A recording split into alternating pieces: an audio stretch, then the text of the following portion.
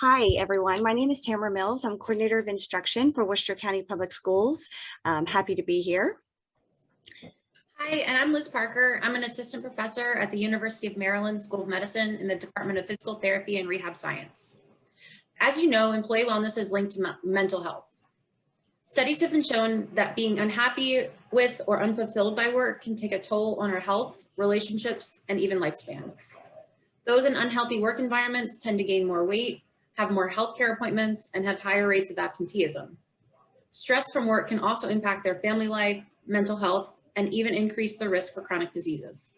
On the other hand, participation in organizational wellness programs is associated with higher job satisfaction and lower absenteeism.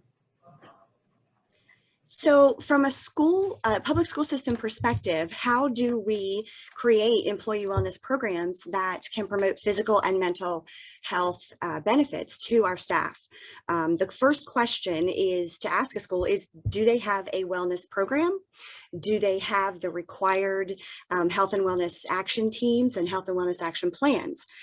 Every school in the state of Maryland should have those committees and those teams, and essentially by incorporating the mental health of their employees into those action plans, it ensures that we are really focusing on employee wellness. You know, as Liz mentioned, we know that when students establish and maintain good health, they perform better academically, but the same goes for our staff. If we want top performing teachers and staff members, then we have to help them be their healthiest selves as well. So that includes promoting staff self-care, promoting strategies that reduce stress for teachers outside of the general classroom, and providing them with community resources. So what are some ways, some specific actions that can be taken, particularly once we are now recovering through the pandemic?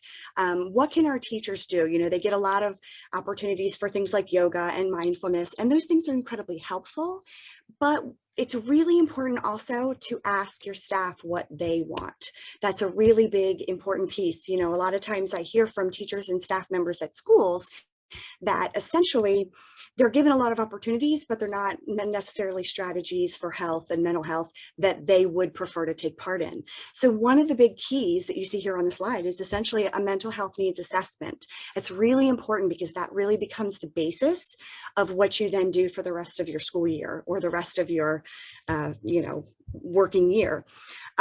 You can create community directories, and that allows teachers and staff to go out and seek the help they're looking for specifically. We have folks in our district, particularly our coordinator of school health, who has gone to local businesses and organizations for discounts and opportunities that are strictly for school-based staff.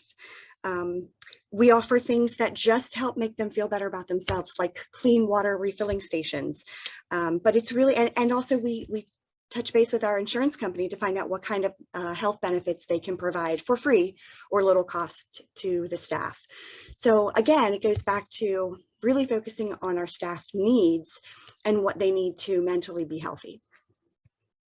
So thank you for listening, and we hope that you find these recommendations helpful in prioritizing employee wellness to support mental health in your schools.